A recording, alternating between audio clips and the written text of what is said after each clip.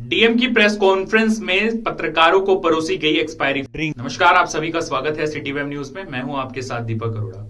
आज सहारनपुर जिला प्रशासन द्वारा एक प्रेस वार्ता का आयोजन किया गया। कलेक्ट्रेट सभागार में ये प्रेस वार्ता रखी गई थी। शहर के सभी पत्रकार इस प्रेस वार्ता में पहुंचे और जिला निर्वाचन अधिकारी सहारनपुर डीएम डॉक्टर दिनेश चंद्र ने इस प्रेस वार्ता को संबोधित किया।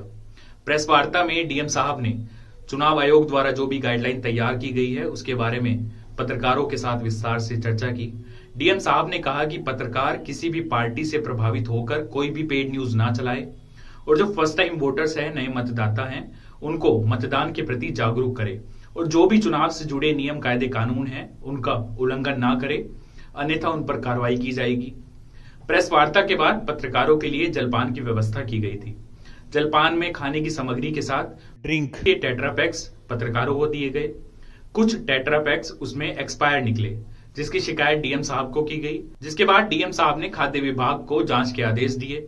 जब खाद्य विभाग की टीम उक्त दुकान, जिसका नाम अनुपम स्वीट्स है, जो कि दिल्ली रोड पर है, वहां पहुंची तो उन्होंने दुकान के स्वामी सुरेंद्र से बात की और कहा कि ये जो ड्रिंक पैक्स है वो एक्सपायर है, और जिसके बाद दुकान से सैंपल भरा गया और चालान की कार्रवाई की गई।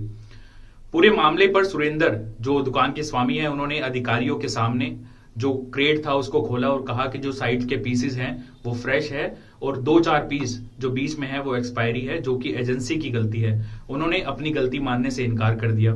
जिसके बाद जो दुकान के स्वामी है सुरेंद्र ने अधिकारियों के सामने ही एजेंसी से कुछ और नए जो टेट्रापैक्स रेड है वो ऑर्डर किए, और जब वो ऑर्डर अधिकारियों के सामने आया तो उसमें भी कुछ जो टेट्रापैक्स है वो एक्सपायर निकले। जिसके बाद जो खाद्य विभाग की टीम है वो डायरेक्ट एजेंसी पर चली गई, जहां पर जांच करने के बाद उन्हें वहां भी एक्सपायर जो टेट्रापैक्स है वो मिले। और पूरे मामले को लेकर जो दुकान के स्वामी है अनुपम स्वीट के सुरेंद्र, उनका क्या कहना है, सुनिए।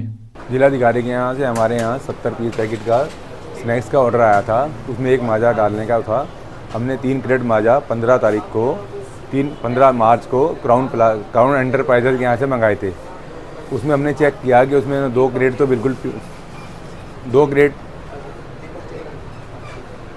उसमें 2 क्रेट जो थे वो अगस्त के एक्सपायर होने थे और 1 क्रेट में उन्होंने मिक्स माल करके भेज दिया था हमारे यहाँ।